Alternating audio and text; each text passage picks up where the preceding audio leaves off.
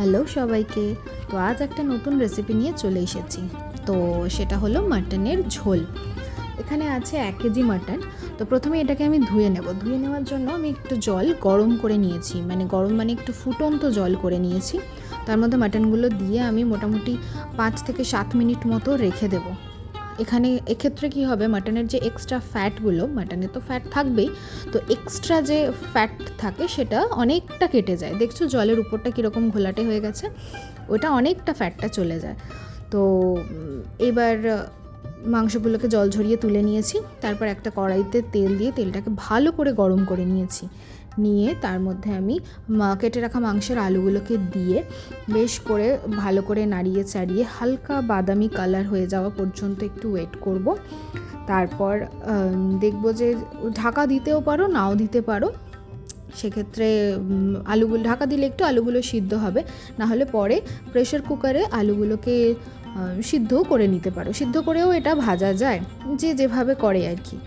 তো এইবার আমি আলুগুলোকে তুলে নিলাম।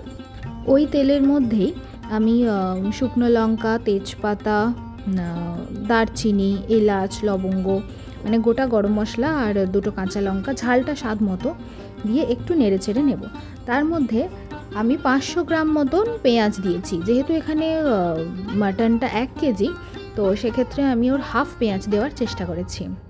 তো পেঁয়াজটা দেওয়ার পর বেশ খানিকক্ষণ নাড়াচাড়া করে নেওয়ার পর দেখলাম পেঁয়াজটা একটু নরম হয়ে গেছে। এখনও কিন্তু আমরা নুন অ্যাড করব না, ঠিক আছে? তো এরপর আমি মাটনটা দিয়ে দেবো।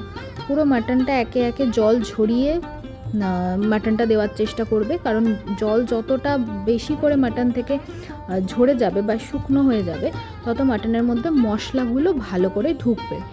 তো এইবারে মাটনটাকে ভালো করে নাড়িয়ে চাড়িয়ে নিয়ে মিক্স করে নেব, হালকা একটু ভাজা করে নেব বলতে পারো, বেশিক্ষণ নয়। এইবার ওই মাটনের মধ্যে আমি একে একে বাটা মশলাগুলো অ্যাড করে দেব। যেমন প্রথমেই দিলাম রসুন বাটা, এখানে 3 টেবিল স্পুন মতন রসুন বাটা দিয়েছি, আর 4 টেবিল স্পুন মতন আদা দিয়েছি। আদার সঙ্গে আমি একটু জল অ্যাড করেছিলাম, তাই এখানে একটু লিকুইড হয়ে গেছে। তো একটু দিয়ে ভালো করে আদা রসুনটা প্রথমে একটু তেলের মধ্যে নাড়িয়ে নিতে হবে। সেক্ষেত্রে কি হবে, কাঁচা গন্ধটা কেটে যাবে। তারপর একে একে হলুদ গুঁড়ো, লঙ্কা গুঁড়ো, জিরে গুঁড়ো, ধনে গুঁড়ো, এগুলো মোটামুটি 1 থেকে 1.5 চা চামচ মতন করে দেব, ঠিক আছে? দিয়ে একটু নাড়িয়ে নেব, কারণ মশলাটা যাতে পুড়ে না যায়। এইবার ভালো করে পুরো মাংসটাকে কষিয়ে নেব। ততক্ষণ অবধি নাড়তে থাকবো যতক্ষণ না মাংসটা একটু তেল ছাড়ছে। এরই মাঝে আমি একটু কাশ্মীরি লঙ্কার গুঁড়ো দিয়ে দিয়েছি, তার সঙ্গে 3টে টমেটো অ্যাড করে দিয়েছি। তার সঙ্গে 2 কুচি পেঁপেও অ্যাড করেছি। পেঁপেটা অপশনাল, তোমরা অ্যাড নাও করতে পারো। এরই মাঝে দিয়ে নিয়েছিলাম সামান্য পরিমাণ চিনি। এটা কি হয়, চিনিটা ক্যারামেলাইজ হয়ে মাংসের কালারটা ভীষণ ভালো আসে, আর টেস্টটাও খুব সুন্দর হয়। একটা নুন আর চিনির একটা ব্যালেন্স রাখ। একটু গোলমরিচ গুঁড়োও দিয়ে নিয়েছি, তার সঙ্গে পরিমাণ মতো নুন দিয়ে আরও একবার ভালো করে কষিয়ে নেব।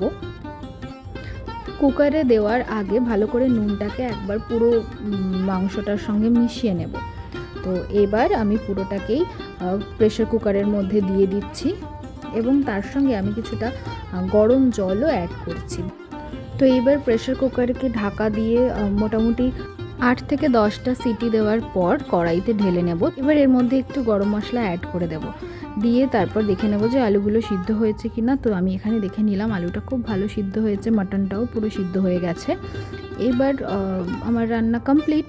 এবার একটা বাটিতে তুলে নিয়ে সার্ভ করে দিলাম। তো তোমরা জানিও যে কেমন লাগলো তোমাদের।